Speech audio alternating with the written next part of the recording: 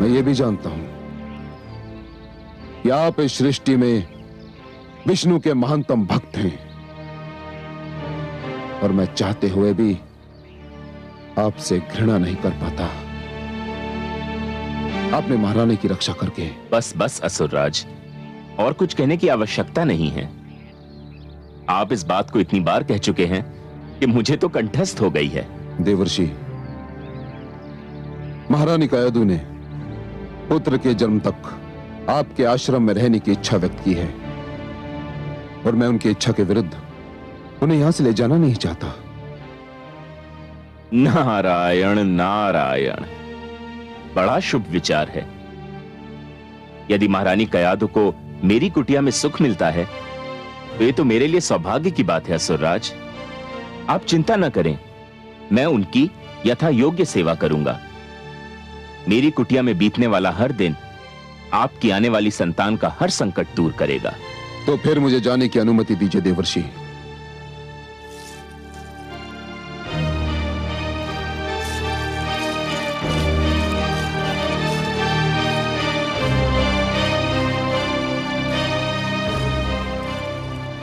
हे नारायण, आपकी लीला भी अनुपम है। आपसे घृणा करने वाले को पता ही नहीं कि उसके अपने घर में आपका सबसे महान प्रेमी जन्म लेने वाला है। नारायण नारायण। भगवान हिरण्यकशिपु की जय। भगवान हिरण्यकशिपु की जय। भगवान हिरण्यकशिपु की जय। भगवान हिरण्यकशिपु की जय। भगवान हिरण्यकशिपु की जय। भगवान हिरण्यकशिपु की जय। भगवान हिरण्यकशिपु की जय। भगवान हिरण्यकशिपु की जय।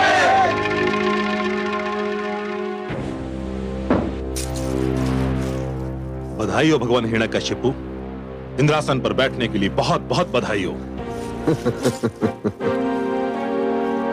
अब तो अप्सराएं आपके संकेत पर नृत्य करेंगी। समस्त देवगण नतमस्तक होकर आपको नमस्कार करेंगे।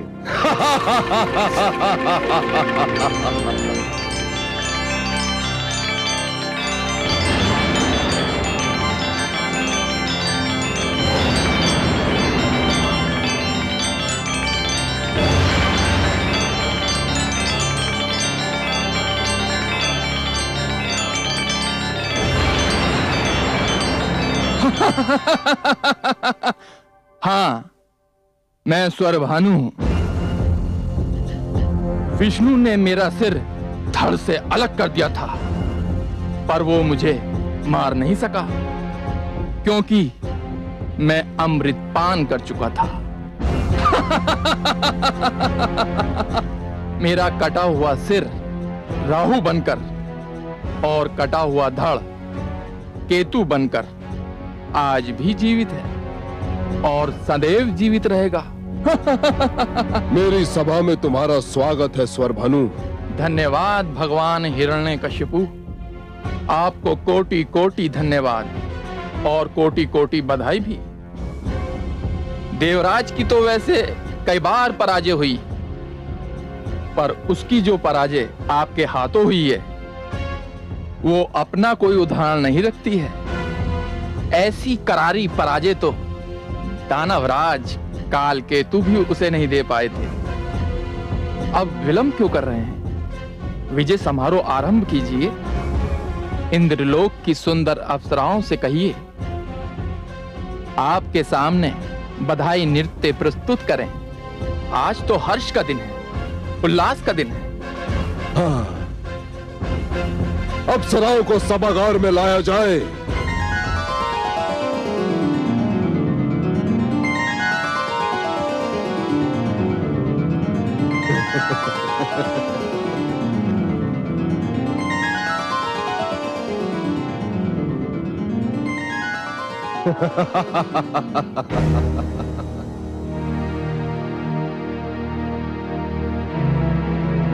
देवलोक की अप्सराओं, तुम आज तक देवराज इंद्र के लिए नृत्य करती थी, किंतु आज से तुम भगवान हिरण्यकशिपु के लिए नृत्य करोगी, क्योंकि यह सिंहासन अब मेरा हो चुका है और मेरा ही रहेगा। नृत्य प्रस्तुत करो, एक ऐसा सुंदर नृत्य जिसे देखकर मैं अपनी कठोर तपस्या की सारी थकान भूल जाऊं। नाचो नाचो। धा धे कट धा धे कट धा धे कट धा धे कट धा धे कट धा टिक धा धा टिक धा धा टिक धा। होनी होय बड़ी बलवान,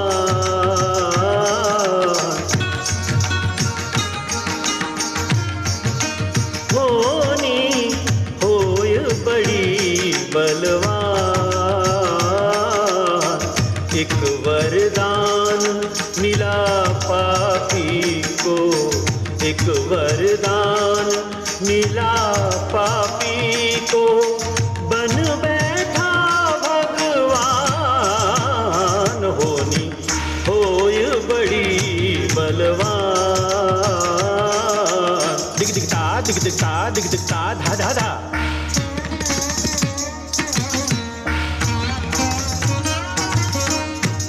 धाक तिक धेता ता धे देता, धा धाक तिक धे धेता धे देता। अहंकार के मधु में फूला, करे पाप का काम। तत थई तत आथई, तत थई तत आथई, तत थई तत आथई। तत निर्दोषों को कुचले मसले, ना जाने परिणाम। धाक झट झटता दया धर्म का अर्थ न जाने, दया धर्म का अर्थ न जाने। ये ऐसा पाषाण होनी होय बड़ी बलवान।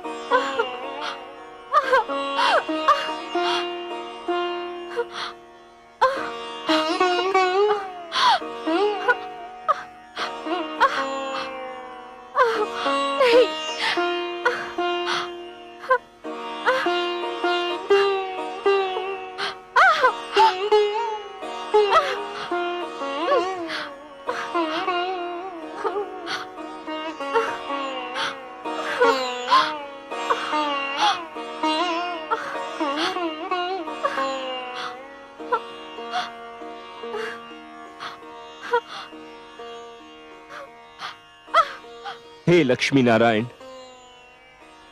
मैंने कयाधु को अपनी पुत्री मानकर यथाशक्ति उसकी सेवा की है, किंतु अब वह जिस अवस्था में है, उस अवस्था में कोई भी पुरुष, चाहे वह उसका पिता ही क्यों न हो, उसके पास नहीं रह सकता। हे सर्वेश्वर, मुझे आपकी सहायता चाहिए।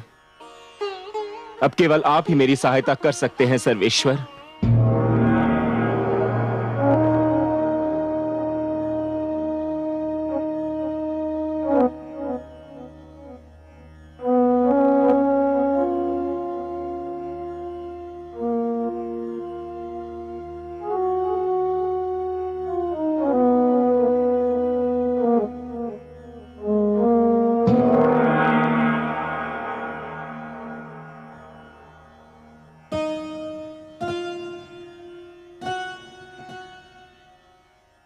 हे योग माया, आप देवर्षि के आश्रम में जाइए। महारानी कयाधु प्रसव पीड़ा की अवस्था में आ गई हैं। उनकी देखभाल का कार्यभार मैं आपको सौंपता हूं। जो आज्ञा त्रिलोकीनाथ।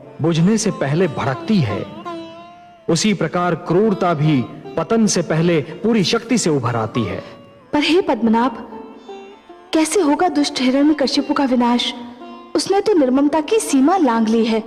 हे महादेवी, जो सीमा लांघता है उसे तो यह ज्ञान ही नहीं होता कि सीमा के आगे कोई मार्ग ही नहीं है। निष्ठुरता की सीमा के आगे केवल पतन का द्वार खुला होता है। पर हे कमल नयन, अब कब होगा उसका पतन और कैसे होगा? महादेवी, हिरण्यकशिपु की क्रूरता उसके विरुद्ध घृणा की ज्वाला भड़काएगी। उसके अत्याचार मानव को उसके विरुद्ध एक होकर खड़ा होने पर विवश कर देंगे। रक्त की ये धारा केवल धरती को ही नहीं, स्वयं उसके घर को भी डुबो देगी। हे महादेवी, वो मूर्ख क्या जाने कि उसकी मृत्यु की सामग्री तो राजभवन में आ चुकी है। जिस पुत्र प्रहलाद को वो मेरा सबसे महान शत्रु बनाना चाहता है, वही प्रहलाद उसके अहंकार का सर्वनाश कर देगा।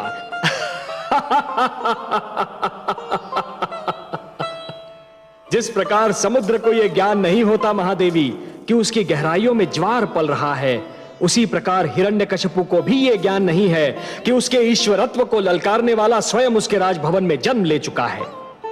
महादेवी, यह कथा बहुत रोचक है। महादेवी, यह कथा बहुत रोचक है और इसका हर मोड़ अधिक रुचिकर होगा। पर आप चिंता न कीजिए देवी, जब अत्याचार अपनी सीमा से आगे बढ़ जाता है तो निस्संदेह उसका अंत भी हो जाता है। बधाई हो महाराज। देवऋषि नारद ने समाचार भेजा है कि महारानी कयादु ने एक अत्यंत सुंदर पुत्र को जन्म दिया है। बधाई हो भगवान हिरण्यकशिपु, बधाई हो। शुभ समाचार है ये, शुभ समाचार। ये तो बहुत ही शुभ शकुन है भगवान। अभी अभी विष्णु नाम के बालक का वध हुआ और अभी अभी ये सूचना मिली है कि आपके पुत्र ने जन्म लिया है। तुम सत्य कहते हो स्वर भानु, शुभ शकुन है ये, शुभ शकुन। इसका अर्थ ये हुआ कि मेरा पुत्र विष्णु का मुझसे भी बड़ा शत्रु सिद्ध होगा।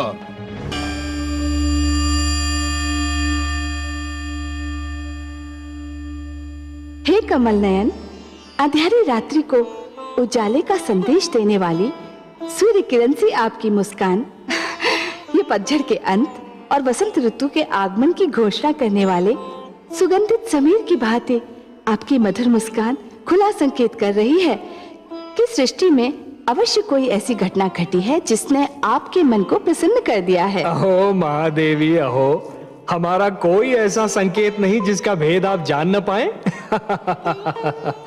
हाँ देवी, एक बहुत सुंदर, एक बहुत अनुपम घटना घटी है। वो बालक जिसकी रक्षा के लिए आप चिंतित थीं, वो बालक जो एक नया इतिहास रचने वाला है, जन्म ले चुका है। कयाधु मां बन चुकी है। मैं अत्यंत प्रसन्न हूँ।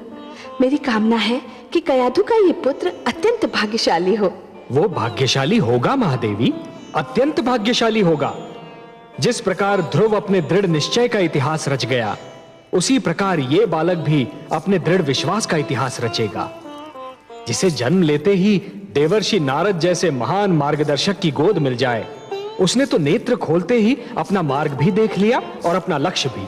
हे त्रिलोकीनाथ, मुझे इस बालक के जन्म का हर्ष है, परंतु थोड़ी घबराहट भी हो रही है। घबराहट? घबराहट का क्या कारण महादेवी? उसका जन्म एक ऐसे राक्षसी प्रकृति के असुर के घर में हुआ है जो वास्तविकता जान लेने के उपरांत इस नन्हे बालक का बैरी बन जाएगा। ऐसे शक्तिशाली और अभिमानी का ये बालक सामना कैसे कर पाएगा? यही तो उसके दृढ़ विश्वास की परीक्षा होगी महादेवी। महादेवी, केवट का साहस शांत बहने वाली नदी में नौका खेने से सिद्ध नहीं होता। वो तो तब सिद्ध होता है जब केवट बिफरी हुई नदी के मझधार से नौका को सुरक्षित निकाल कर ले जाता है। एक दिए की क्षमता शांत वातावरण में जलते रहने से सिद्ध नहीं होती। वो तो तब सिद्ध होती है जब दिया अपनी लौ को आंधी में भी बुझने नहीं देता। उसी प्रकार इस बालक का दृढ़ विश्वास भी तभी सिद्ध होगा जब वो महान शक्तियों और प्रतिकूल वातावरण में भी जमा रहेगा। मैं तो मन से चाहती हूँ कि कयाधु का ये पुत्र हर पग पर सफलता पाए। अब आपने उसे आशीर्वाद दे दिया है, तब तो उसका विश्वास दृढ़ होना ही है।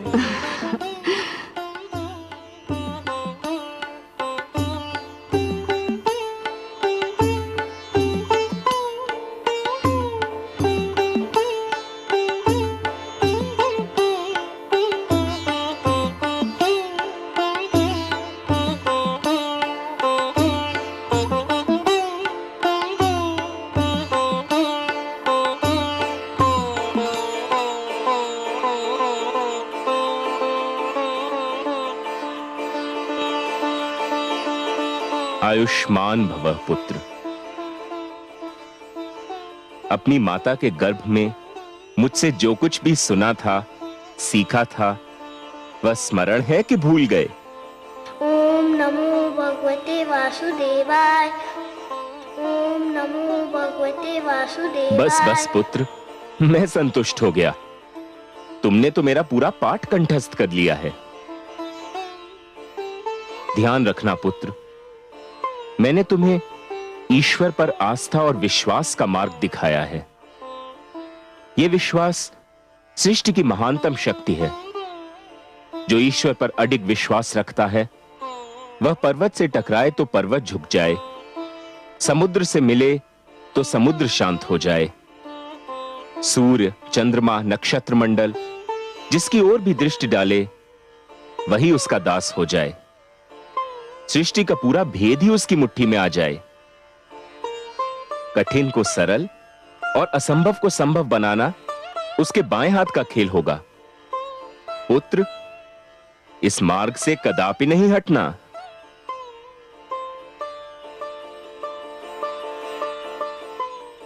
लीजिए देवी, इसे इसकी माता के पास पहुंचा दीजिए।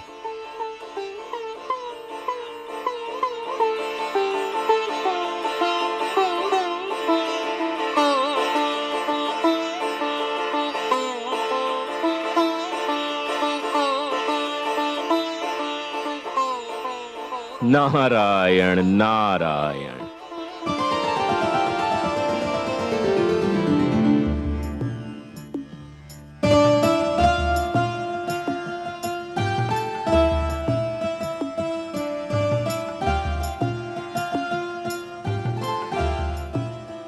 देवर्षि, मेरा कार्य पूरा हो गया।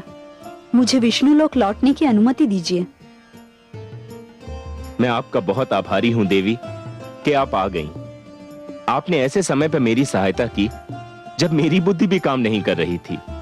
आपको कोटि कोटि धन्यवाद।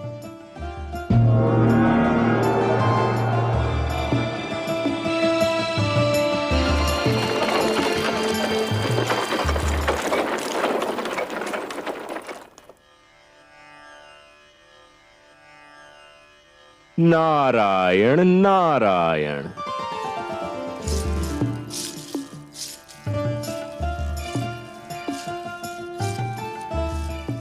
प्रणाम देवर्षि। जब से मैंने सुना है कि मेरे पुत्र का जन्म हुआ है, मैं उसे देखने के लिए व्याकुल हूं। कैसा है मेरा पुत्र? स्वयं चलकर देख लीजिए। आइए। चलिए देवर्षि।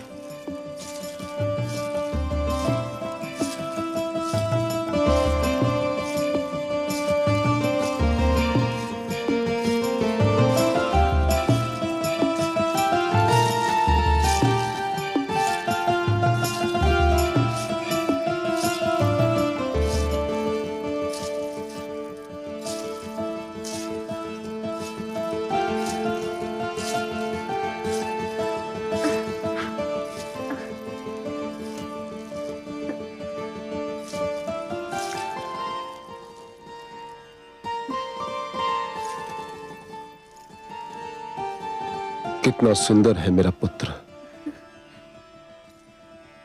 कितना प्रतिभावान लगता है। देवर्षि,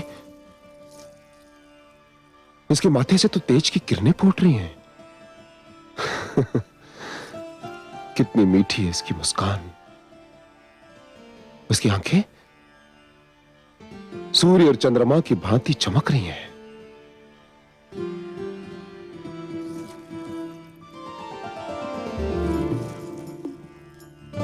धन्यवाद महारानी। असुर वंश को इतना तेजस्वी पुत्र देने के लिए आपको कोटि कोटि धन्यवाद।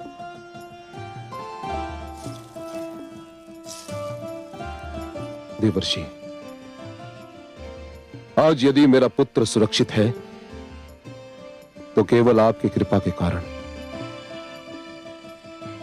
असुरराज, मेरी कृपा आपको इसलिए लग रही है क्योंकि मैंने जो कुछ भी किया वो आपने देख लिया। आपके पुत्र पर तो धरती और आकाश से न जाने किस किस ने कृपा की है। आपने तो देख ही लिया कि इसके मुख पर कितना तेज है। देवर्षि, तीनों लोक में आपसे बड़ा ज्योतिष विद्या का ज्ञाता कोई नहीं। मेरी विनती है कि मेरे पुत्र का नामकरण आप ही करें। नारायण नारायण। असुरराज, आप पुत्र पाकर प्रसन्न हुए ना? प्रसन्न, अति प्रसन्न, हर्षित, अति हर्षित देवर्षि। तो जो अत्यंत प्रसन्नता देता है, असीम हर्ष प्रदान करता है, उसे प्रहलाद कहते हैं। असुरराज, मैं आपके पुत्र का नाम प्रहलाद रखता हूं, क्योंकि ये आपके जीवन में प्रसन्नता और आह्लाद लेकर आया है। प्रहलाद।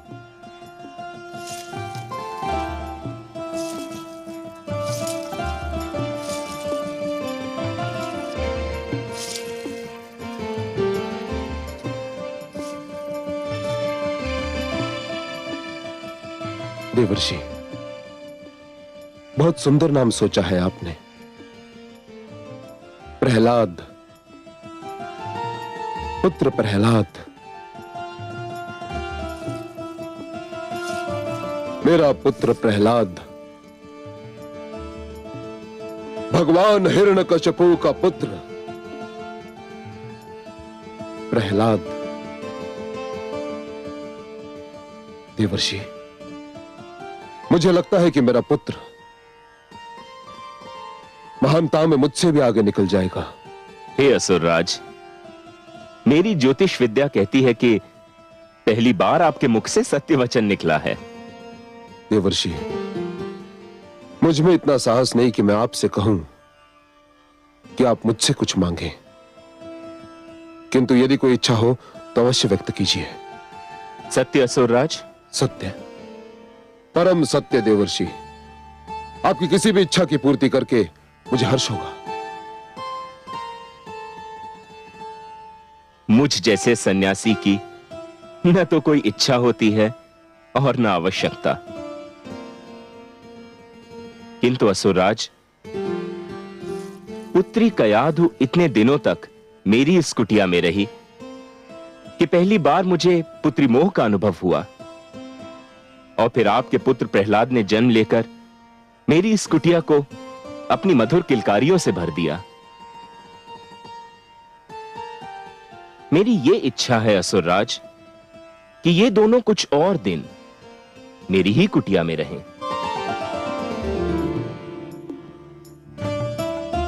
आपने तो मेरे मन की बात कह दी देवर्षि। मेरी भी इच्छा थी कि मैं और मेरा पुत्र आप ही के साथ रहें। मुझे तो देवर्षि की कुटिया स्वर्ग के समान लगती है। देवर्षि, मैं आपकी इच्छा की पूर्ति के लिए वचनबद्ध हूं।